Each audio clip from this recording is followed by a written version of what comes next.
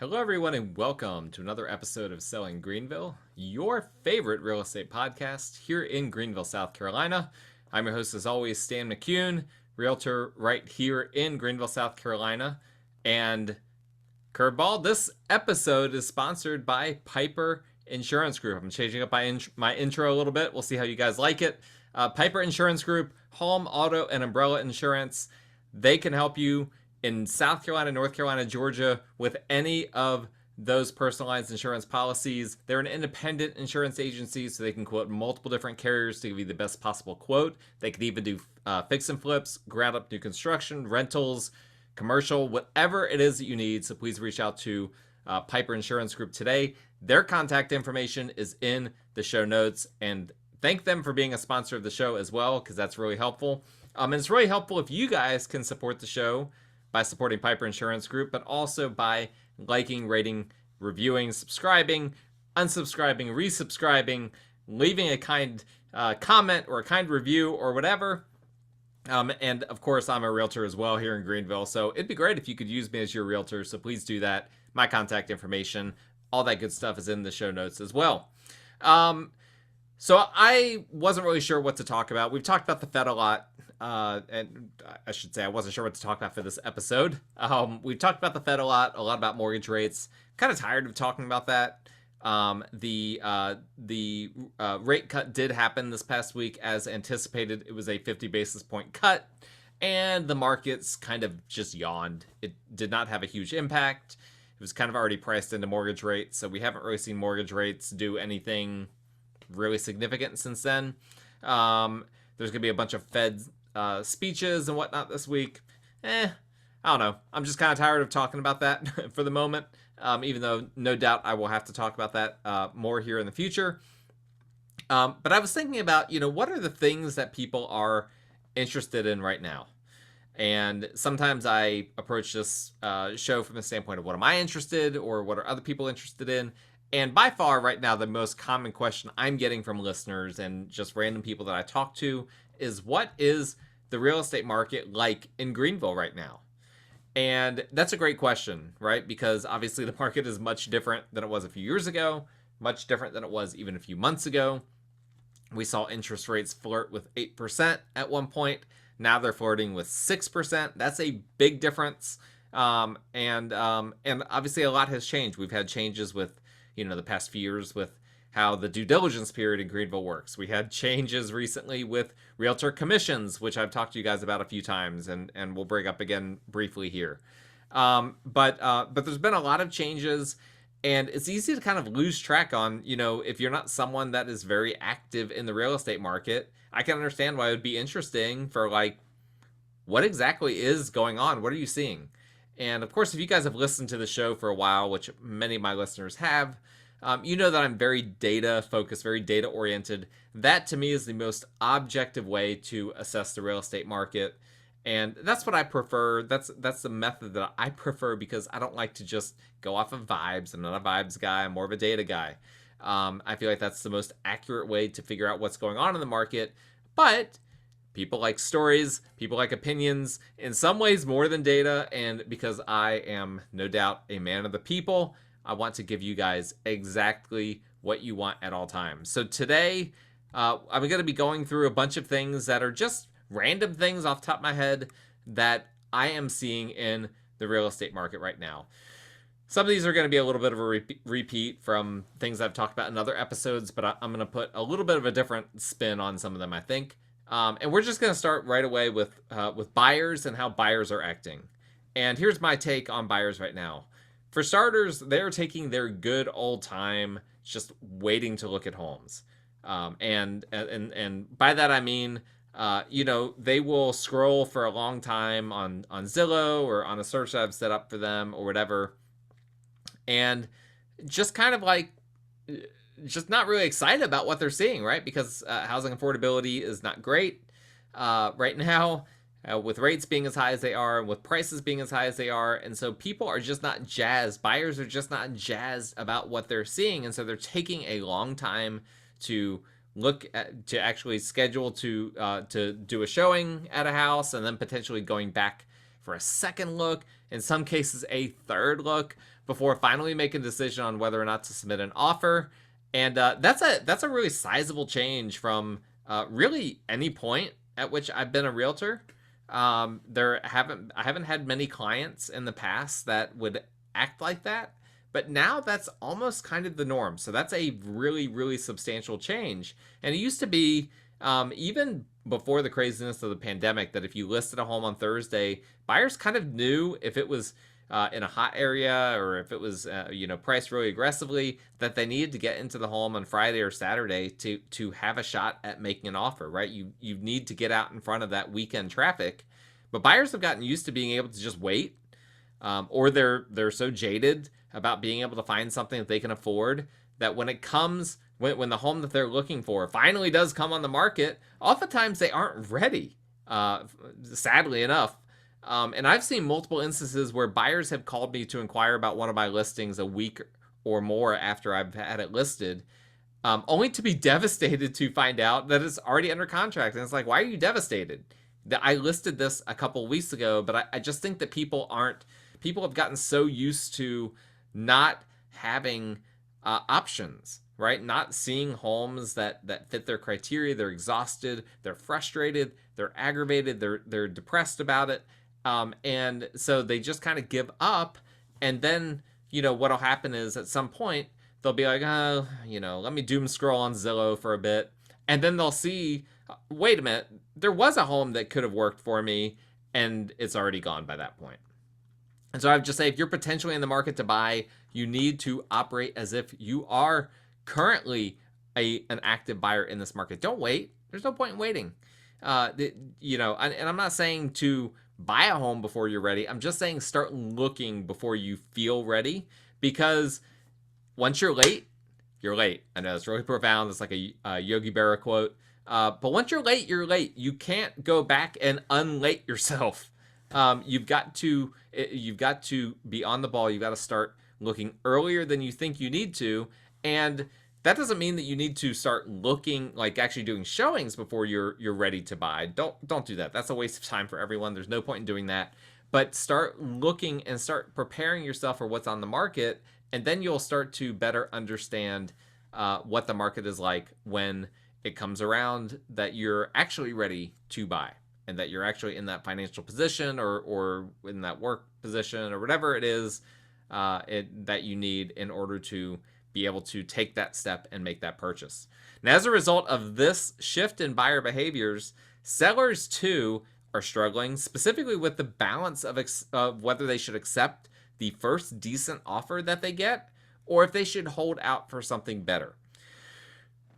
Again, with buyers moving more slowly than they have in the past, the old rule of thumb that if you listed a home on Thursday, that then you would have multiple offers or at least a ton of showings and maybe some really helpful feedback by the weekend, that simply doesn't apply anymore. Okay, the market has shifted, and interestingly, I don't think that the shift here is so much because demand is too low for multiple offer situations, right? That would be a really easy conclusion to draw. It's like, well, there's no multiple offer situations because there's no demand anymore. No, I don't actually think that that's true. And I could show you data to show you that that's not true. But what I think is happening is that the demand is getting spread out now because of buyers taking so long and waiting days or weeks before noticing a home, before requesting a showing, or whatever the case may be. And so rather than buyers being urgent and seeing that home Thursday night, reaching out to their agent saying, hey, I want to look at it Friday, or seeing it Friday and saying, hey, we got to get in here Saturday, buyers aren't doing that. There's a handful that will look at a home on the weekend, and then, there will be some that'll look on Monday, some on Tuesday, maybe a midweek lull, and then they'll pick up again for the weekend. And sometimes that second weekend can even be more active than the first. And so this puts sellers in a really weird situation. They might get an offer right away, that first showing, right? A lot of those people that are the ones that are getting into the house right away are the ones that are the most interested, which makes sense. And so it's not uncommon right now that you'll get an offer right away from that first showing, and sellers can be tempted to think, well, one showing, one offer, why would I accept that? I'm just going to wait. The problem is that all the other showings that are upcoming might not be as aggressive. And so I've seen this happen multiple times where we get an aggressive buyer right away, and then the seller is like, hold up. I just kind of want to see how much more interest we get. And they end up regretting that. Or they end up having to go back to that buyer, or I end up undoubtedly having to go back to that buyer with my tail between my legs and, trying not to make it seem like there's no more activity or, and obviously trying not to throw my seller under the bus or anything like that. But it's like, okay, sorry, we kind of stiff-armed you at the beginning. Seller has come to his or her senses, and now they want to have a more serious discussion about actually getting this under contract. Excuse me. Should have brought some water with me for this episode. And I'll just say this. I haven't heard a single instance where a seller has held out for a potential later buyer and it ended up better for them. I have not a single instance. I think every single time a seller has stiff-armed early interest and early offers that were good, but maybe they were thinking I can do better than good. I can do great. Sellers are regretting that because the market is having all these picky, flaky buyers in it. You get a buyer that's not picky, that's not flaky. That's something valuable, right? That's not someone to stiff arm. So I think in general, if a seller gets a good offer from a qualified buyer, that they should accept it unless they just have a tremendous amount of upcoming showings. I mean, I'm talking about maybe you've got 15 to 20 more showings scheduled for the next few days. Typically, you can kind of expect to get an offer every 10-ish showings, so that's a pretty good rule of thumb. You're not going to get an offer for every showing. If you're a seller and you get that first showing and that first offer and you think, I'm going to get 10 more offers. No, it doesn't work that way. Not in this market, at least. So something sellers are struggling with, I'm really having to advise them and really having to walk a tightrope with that because I don't know for a fact that there won't be better offers in the future, but all we can look at is what we have in hand. And, maybe it's an FHA loan and they're asking for concessions and whatnot. And it's like, well, I'm willing to accept this and I'm okay with it, but I would certainly like to do better than that. It's hard to know if you will do better than that. And oftentimes if you stiff arm that buyer right away, oftentimes they will kind of get jaded and their offer might get worse, which I've had some sellers run into that before. So you don't want that to happen. However, as I've already said, a lot of showings don't translate into offers. And based on that, I just want to say that buyers, in addition to, the pickiness that I've already mentioned, they are, and the pickiness of like waiting to see and then taking a long time and going back, re-going back, they're also nitpicking the homes that they do see. And I mean, let's just be honest. It's been rough. It's been a rough time to show homes to buyers because they're not in a great situation financially. They can't afford to do a bunch of repairs when they're already paying top of the market for everything. And so it's tricky. And I understand why buyers are being nitpicky. Don't hear me calling them nitpicky as me saying that they shouldn't be nitpicky, right? There's a time and a place for nitpicking. And when you're shelling out a ton of money to get a house that needs a lot of work, that is oftentimes a good time to be nitpicky. I'll say as well, buyers have also been backing out of contracts at record levels. I've seen this a bunch. I had a listing that had multiple contract backouts. That was super frustrating. June of this year, nationwide had the most contract cancellations ever for that month in the United States. 15% of contracts in June were canceled, which is insane. So this is not specifically a Greenville thing, but it's definitely a Greenville thing too. It's nationwide. Buyers are flaky right now. They're overwhelmed. They get that, the estimate from their lender for what their monthly payment will be, and it's just like, what? This is $500 a month more than I was hoping it would be, and it's just very discouraging. And so this is what we have happening right now in this market. It's tough. It's tough for everyone. Nobody enjoys this market. Sellers aren't happy. Buyers aren't happy. realtors aren't happy, lenders aren't happy, appraisers aren't happy. Nobody's happy right now, except for the Department of Justice, because they got what they wanted when it came to realtor commissions and not being able to be advertised, which we've talked about that before, but as you can tell, that one's still fresh on my mind. But moving on, let's talk about investors for a second. I those of you that know me well know that I got into real estate from being a real estate investor. People started coming to me for advice, and I thought maybe I should get paid for that advice. That was part of what led me to become a realtor. I'll just say this. Investors are really struggling to find deals right now on or off market. But that being said, there are more opportunities in the MLS than there have been in quite some time. And I've mentioned this in previous episodes, but there are some pretty cheap homes coming on market, and some fixer-uppers coming on market, and some multifamily properties that have come on market. Not a ton, but there have been some. There have been some really, really interesting properties. I've found myself showing more on-market properties to investors than I have in quite some time. So if you're an investor and you've been ignoring MLS, I would say now is the time to come back on board. Come back on board, start looking at what is in MLS again. You might find something that could be interesting to you, because even though it's a tough time to be an investor, there are some things that are popping up. Now, on the rental property front, with some of these multifamily and whatnot, the challenge is, as investors love to say, the numbers don't pencil. It's really difficult. The numbers that investors used to be able to get when mortgage rates were lower, they just can't get those numbers. And if you're an investor and you're feeling that way, you might need to consider either maybe you're not fit to be an investor right now, or maybe you need to focus on projecting more for the future. Because in some instances, well, actually, I should say in most instances, real estate investing is about the future, not about the present, right? So you need to be thinking about, okay, this property is bringing in this much money now, but what will it bring in 3 years, in 5 years, in 10 years?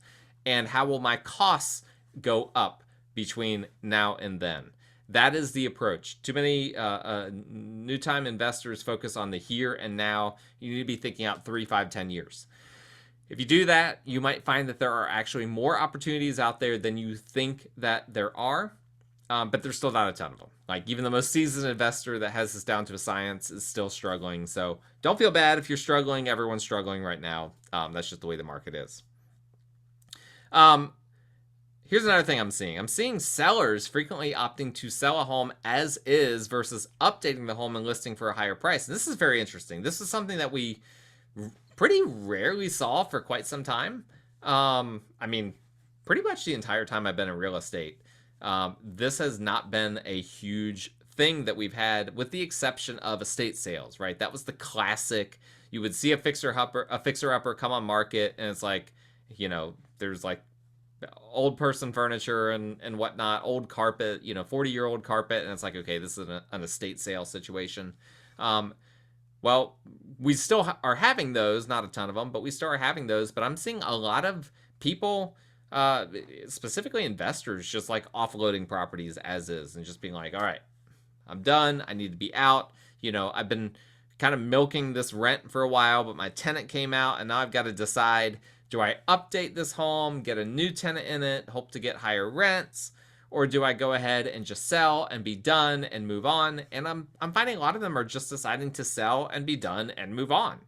And maybe some of that is because they have 5-year loans that are coming due, or whatever the case may be, which is very common in the investor world. But regardless, we're seeing what they're doing is they're putting these rentals back on the market without doing a whole lot. Like, they're getting them just up to the point where they're financeable, or in some cases not even doing that. And it's just basically a fixer-upper property that needs some work. And some of these people, they might be in a forced sale situation where they need the money, or they might be nervous about what the after repair value or the ARV on the home would be if they ended up, dumping more money into it. And so I think we're just seeing these people saying, you know what, I'll take the bird in hand versus two in the bush. I'm just going to, I know I've got this asset that's worth something. I might be able to get more money if I sunk something into improving it, but I don't really want to do that. I just want to get out of it what I currently have and just be done and not have to mess around with contractors and doing a bunch of work and all that. I've been seeing a lot of that, and that's been a big trend. And I'm sure that if you're actively looking in MLS, you're probably seeing that as well. Tons of fixer-uppers out there, tons of properties selling as is, all of those sorts of things. And that's just something that we're seeing a lot more now than we've seen in quite some time. Additionally, I've had one instance of a person, and I think you guys will find this interesting, a person trying to sell a house. Now, this is important. One instance of this. Person trying to sell a house where I actually told them not to list or sell their house because they were in a negative equity situation. It's the only time that I've ever run into this in my career, but it was a very unique situation. And what had happened was they had bought their home in 2022 in a new construction community, and there was still a lot of construction going on in this community at the time that they bought. And guess what? The builder kept building, but the builder started lowering prices, which is something builders, at least in this area, very rarely do. But they need to move their inventory, and so they started lowering prices on new construction. And so my client, my former client, reached out to me to say that they wanted to sell their home, and I start looking in the neighborhood, and I'm seeing brand new builds for cheaper than the home that they were wanting to sell, cheaper than what they had paid for it 2 years ago. So guess what? It's already hard enough to sell a resale in a community where they are building new construction. It's already a challenge. But when the new construction is cheaper than the home that you're trying to sell, that's game over. You're done. You can't sell that home without bringing money to the table. So unless you're like in a really dramatic for sale kind of situation, one of those situations where you're moving and you just have to be out of that house and you have to be out of that mortgage, you're not going to sell. Because why? You would have to actually pay money at the closing table in order to sell the home. Nobody wants to do that. People want to make money when they sell their home. And so in this case, this person opted to stay. They took my advice, appreciated my honesty. Of course, it wasn't, I was being honest for them, but I was being honest for myself too. I don't want to list a house that's not going to sell, or list a house, get it under contract, and then my client find out they have to bring money to the closing table. They don't want to do that. So they opted to stay. We'll see. Hopefully in a year or two, they'll be back in positive equity territory with their home. But this is the only instance I've had of this. And I've not heard of others in Greenville running into this situation. I think I had a very unique situation. But I have been hearing nationwide that this has been happening more and more often with builders employing these sorts of tactics. So it is something to keep an eye on, because if this starts happening more and more often, then it could really hurt buyers of new construction. That being said, I've only seen this in this one neighborhood. Out of all of the neighborhoods in Greenville, this is the only one where I have personally seen this happen. So hopefully it won't become a trend. Another thing I'm seeing is homeowners insurance costs are going up and people aren't happy. It is not great. It is not good. And it's not changing anytime soon. I hate to break it to you, but homeowners insurance costs are going up all throughout the Southeast. You can thank hurricanes. We've got one, we got a storm hurtling towards the Southeast as we speak, as I record this. Sorry about that. I moved my thing, and I just realized I don't even have my ring light on. I'm sorry for you guys watching on YouTube. I got distracted, forgot to put my ring light on. Little chaos today. Today was a crazy day. Won't get into those details. But yeah, homeowners insurance costs, they're going up and they're not going to come down.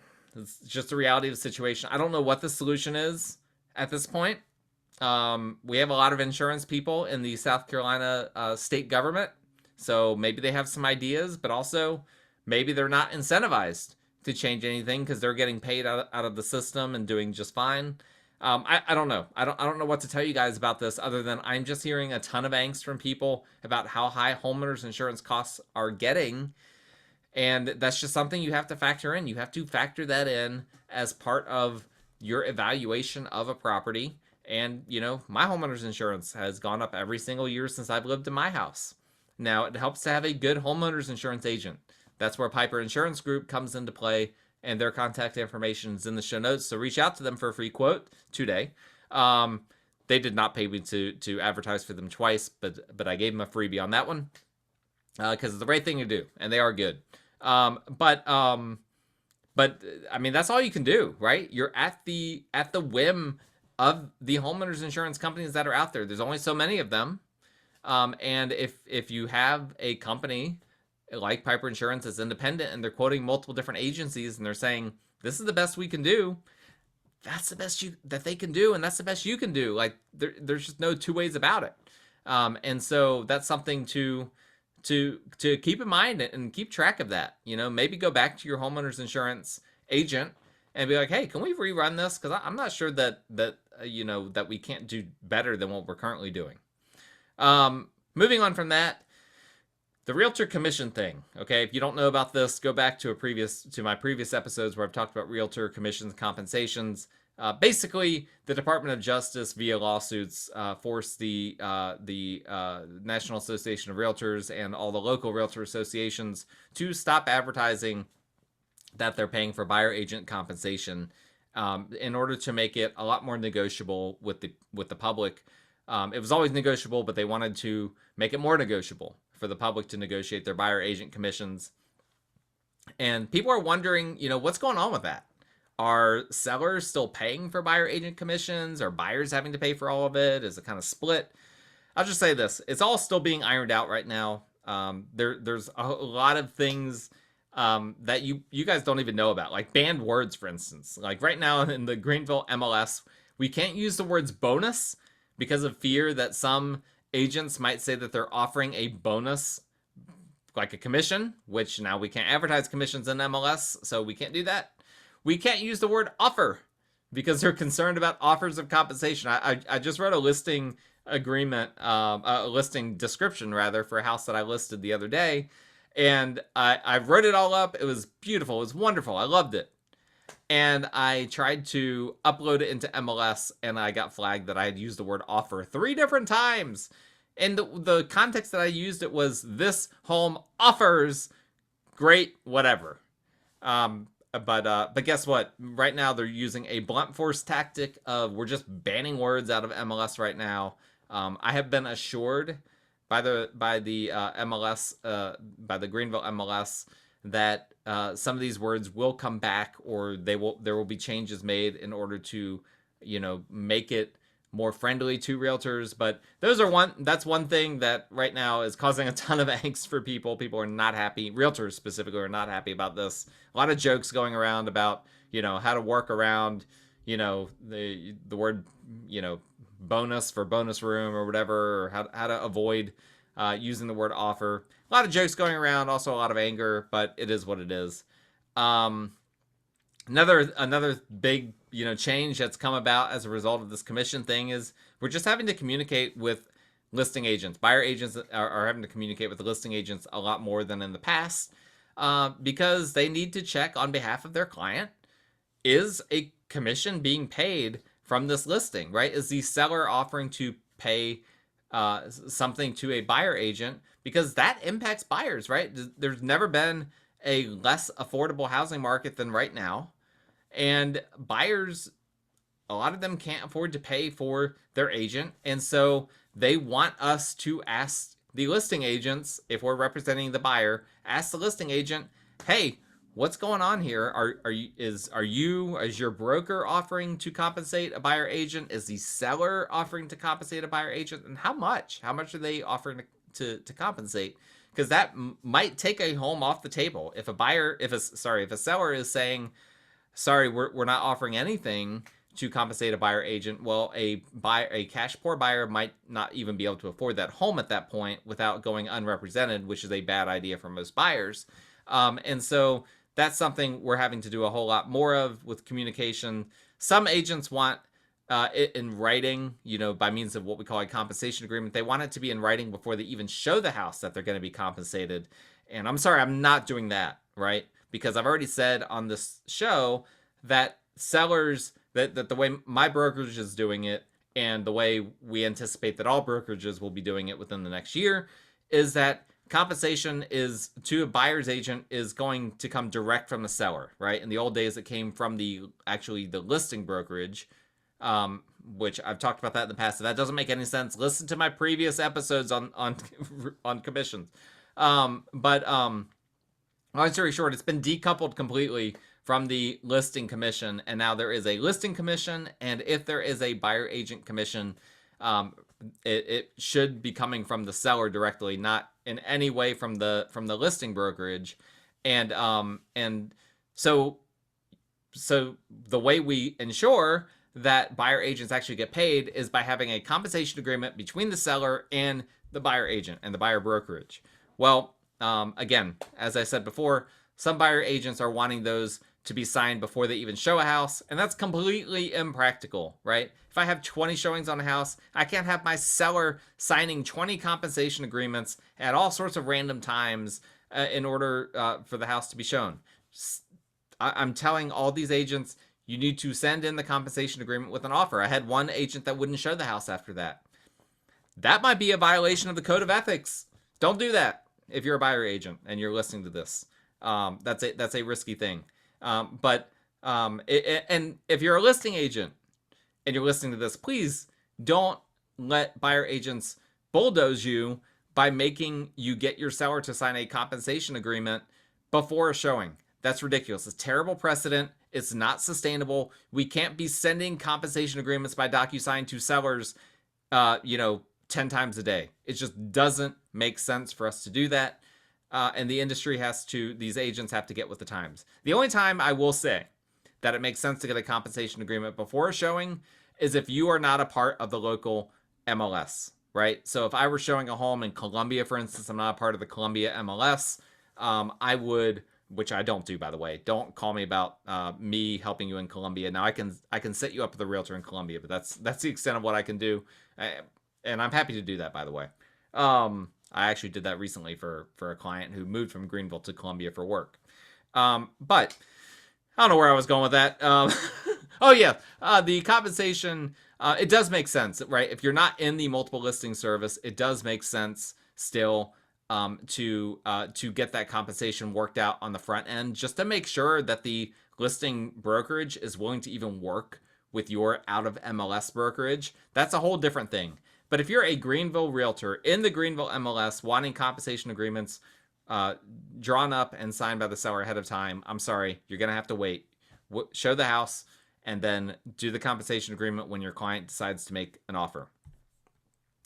Last but not least, this is probably the least interesting. Maybe it is least. It's last and least. Sorry, I'm changing my tune. I'm seeing a ton of open houses right now. I've never seen this many open houses. I mean, there are so many open houses happening right now. And what's interesting is that many of them are not being done by the listing agents. In a lot of instances, listing agents are asking if other people want to do the open houses for them.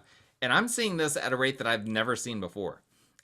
So this is a great time. Like if you're big on going around looking at homes on Saturday, going around looking at homes on Sunday, there are tons of open houses happening on Saturdays and Sundays right now. I saw the one that was this past weekend, I think it was Sunday, that was from 8 a.m. to 2 p.m. I've never seen a 6-hour open house before, but for whatever reason, this agent was a glutton for a punishment and they decided that they want to do a 6-hour open house. No, thank you. I've got better things to do on my Sunday than wait around for 6 hours. Because here's the thing.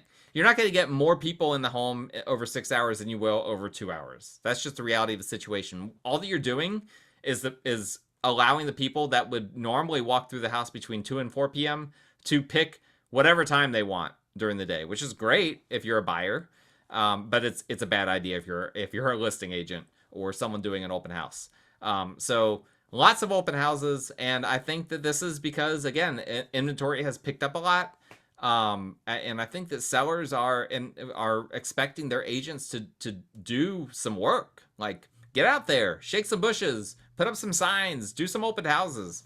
And open houses aren't a particularly great tool for selling a house. They're a decent tool for marketing a house, but it's pretty rare that you actually sell a home at an open house. So I don't necessarily encourage my sellers to have open houses, but a lot of sellers, that's what they want, that's what they expect, that's what they feel like they need, and the customer or the client is always right. And if you know anything about Greenville real estate, you know that there is a difference between a client and a customer. So yeah, that's all I'm going to say about that. Lots of open houses. So lots of interesting things just in general happening in Greenville. I hope you guys enjoyed that. If you have any questions, let me know. You guys are great about asking questions, and I always try to answer them. If I don't answer them, something's wrong. I either died or my phone's not working. I unfortunately lost out on a listing recently because I missed a call. It was from a number I didn't recognize. I couldn't answer it. I missed it. The voicemail didn't come into my inbox for 3 weeks, and I lost out on a listing because of that. So don't do that. If I haven't returned your call within a day, something wrong happened. Something wrong happened, and please just text me to make sure that I am still alive. Okay, that's all I ask. Thank you guys for listening. That's all for today's episode of Selling Greenville, sponsored by Piper Insurance Group. Their contact information in the show notes. My contact information in the show notes if you need a realtor in Greenville. Please like, rate, review, subscribe, all of those good things with regard to the show, and we will talk again next time.